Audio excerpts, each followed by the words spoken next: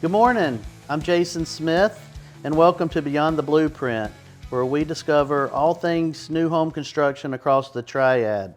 This morning, we are joined with Elizabeth Ward with D.R. Horton.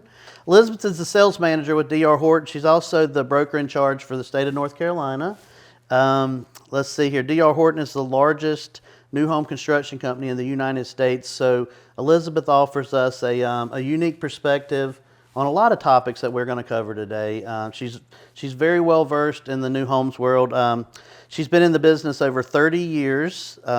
She leads D.R. Horton's New Homes Division, overseeing home development and construction from the ground, also planning and marketing of new home communities, and motivating her sales agents to achieve record-breaking sales in the Triad market. How many communities are you currently at in the Triad, Elizabeth? 38. 38. It's a lot of meetings. Yes. A lot of motivating. A lot. Yes. There you go. Elizabeth holds a Women in Leadership certification from Emory Continuing Education, a member of the Professional Builders Woman Organization and National Home Builders Association. She's been in the real estate industry going strong since 1994. You got me beat. I started in 1999, so I wasn't far behind you. So, well, we're glad you're with us. Welcome. Thank you. Thank you for being with us. Thanks, Jason. Super so, excited. in this podcast today, we're going to talk about NAR and the settlement that has recently occurred. As a realtor and a broker, I get lots of calls. I see people out at meetings, industry events in the public, and just lots of questions about how this thing actually is unwinding. And as a broker, I mean, I feel like we've been out in front of it, and I've got my hands around it to some degree, but it is evolving. It is. And I think we're going to continue to see it evolve. But today, I'd like to talk to you a little bit about, well, first of all, I'd like to talk about how does D.R. Horton tackle this currently as a buyer walks in the door, or a consumer or with a realtor walks in the door.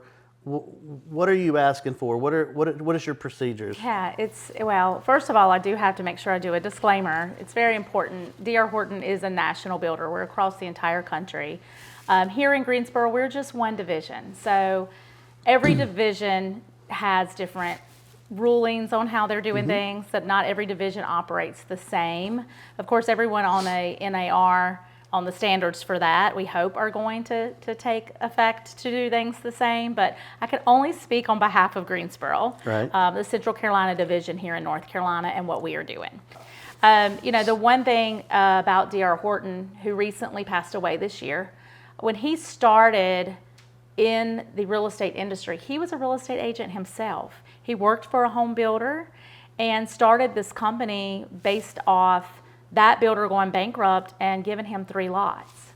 So his belief was in co-brokers. He believed in having agents to come in and help sell his homes. So to carry on his legacy, I knew immediately when all of this started that this was something we were not going to shift from, that we would always believe in our co-broker partners to come forward and help us and participate in the sale. So for us, it's a win because we're going to continue to pay. We're going to take care of the consumer.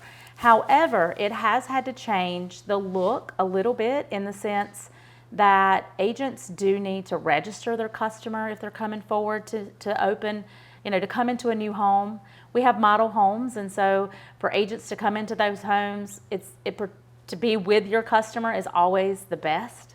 If you're going to be a buyer's agent, to be with them in a showing. But we have a lot of people that come in off the streets. They walk in. So we simply always are registering that customer, as we always have done. We do a working with real estate agents before we procure and start any questioning.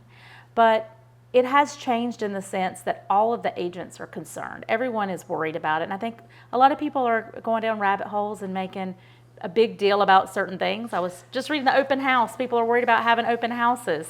Yeah. And how to act in that capacity. Well, we do open houses all the time. One thing good is the state of North Carolina, we're already practicing agency. Yes. So it's really not a huge change, other than I think we're just now entering a stage of more transparency. Yes. And so we want to make sure or in my opinion, if you're a buyer's agent or a buyer, make sure you have these conversations with a broker ahead of time before you go out and do these things. Because when you walk in the model, you're going to have an on-site associate. The first thing they should ask you and likely ask you is, are you working with a realtor? Yes.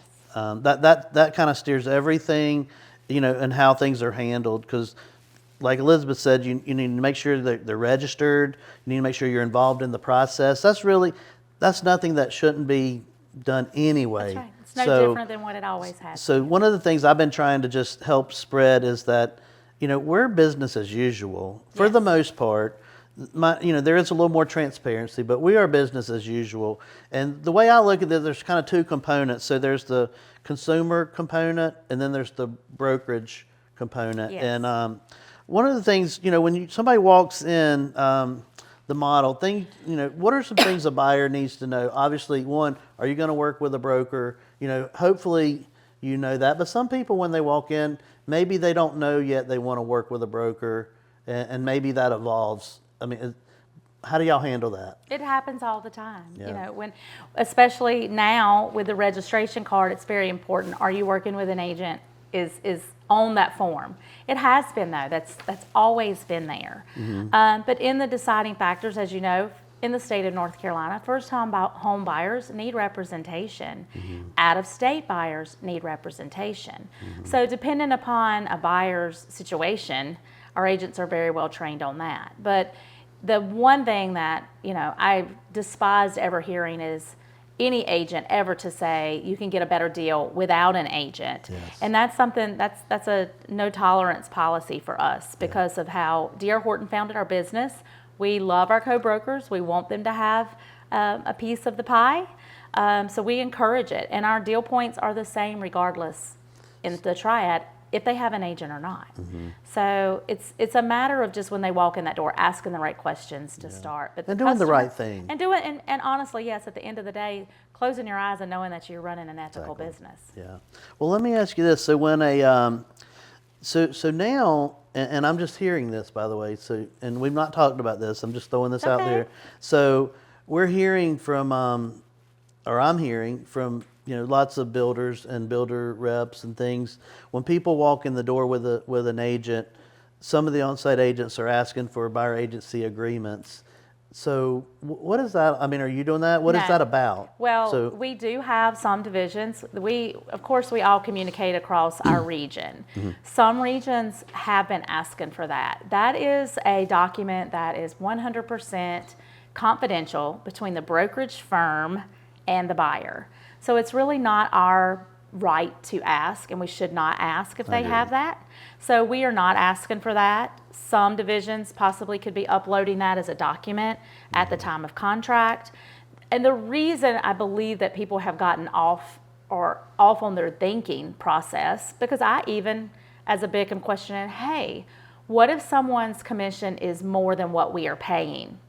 How do we know to make sure that that agent is getting funded or less? Because that is the one change. We went up to our commission instead of our flat rate. So we added the up to part because a lot of buyer agency agreements, I still live in the world of co-broke with many friends. My son is an agent, and I hear their commissions are not what we're paying. It is less. So at the end of the day, though, that agreement is between the brokerage firm and that agent, and it's that agent's responsibility to make sure the CD is cleared at the time of closing. It's not my team's responsibility or D.R. Horton's. We just know what we're going to pay, and that's where the mess is a little bit out there, I believe. Yeah, and I don't want to get too much down this rabbit hole either, but commissions, let's say a consumer and a broker have a buyer agency agreement that they negotiate 2%. Right. And you're paying 3%. You're not. So you guys do not ask for that difference or pay the okay? No. And that's what I kind of been hearing. That's why I asked. Every builder's different, and they have the whole purpose of this ruling is transparency. It is. But I do think that's, and I commend you. I think that's a good policy to keep your good broker relations. Yes, and where I'm seeing all over Facebook, all over many real estate groups, people talking commission. They're talking percentages, and that's a violation I mean, if I'm wearing the big hat, to speak of any numbers is a violation, and to talk about commission is a violation. So I think that a lot of people are breaking that violation. Rather, they're speaking in terms of 1%, 2%, 3%, 5%. You can't throw those numbers out there. I can't say, hey, we're paying this percent. I can't do that. That's a violation. Right. But the customers out there are very confused, and that's the hard part. So do you, since now bring up a good point, so in multiple listings, Yes. there is no longer compensation. It got pulled. So, That's right. And the consumers, you may or may not be aware of this, but in our multiple listings, compensation was always part of the listing agreement. So folks, agents would know what compensation was on any individual listing. Now that's all out because of this NAR stuff. And so how would a realtor know what you're paying? They can ask. And we That's a have, good they point. can simply ask. So do you have it, so some companies have it on websites Nope. and No, sites. we and- can't. Okay. I think that's an ethics violation if you're speaking commissions. But you can always, an agent can ask our team, and we have with contract a document that's an amendment addendum to the contract that states what that commission is. Okay. So the agent is signing that, the buyer is signing that. There's full disclosure. If there's a rebate, that's a full disclosure, as you know, has to be disclosed. So prior to contract, though, they need to know they're getting compensated. So Yes. is there a document that's out there? No. Or it's just you It's just verbal. verbal. Okay. Just verbal. Interesting. Because it's no different than what it has always been, and we carry a high percentage of agents that are our partners. We like to say, you know, they're probably the partner with every other builder in Greensboro as well, and that's great, but they know what they're going to make with us. Yeah. The only difference is it became up to follow the NAR compliance rules. Yeah, and so I know, I mean, a lot of general brokerage agents have a 220 form, is what they call it. Yes. Are y'all seeing those forms? Tons, and I do have to say we cannot sign those. Okay. That has Interesting. been where I have had to be back in front of the brokerage world, doing breakfast or meetings, and I'll you can invite me and I will come and feed you, because a lot of people are feeling, a lot of BICs think they have to have that form required, and that's where it's getting a little confusing. It's not required. We can't sign it. And are you going to walk away from selling a new home to your customer because of a form when you know that you're going to be paid? Is the question I have to ask. Yeah. So, Well, you're a large, reputable national builder. Yes. I think, you know, brokers, they hear horror stories and they latch onto them. yes. And the same way with the Yes. consumer or anybody, and not just in homes, it's with anything. Yes. People seem to cling to the story that kind of brings everybody They down. cling to the negative. Like Exactly. one, people cling to negative. So- Misery loves company. They cling to the media, which is constantly pushing fear and questions and stirring up the pot of the world, if you ask me. Our business is no different than it ever has been. And the co-broke business really is, it's different in an inventory world. It's different because of the market. It is not that different because of NAR in North Carolina. Yeah. We followed a tight ship. You know, if you watch the Netflix series of selling in California and the guy in New York, you know, they do real estate very differently than we did. And that's where a lot of this trouble has come from. You know, sorry, our friends up north and out west. Yeah. And you have to explain that to customers. If customers are asking, they need to understand, really, how did this happen?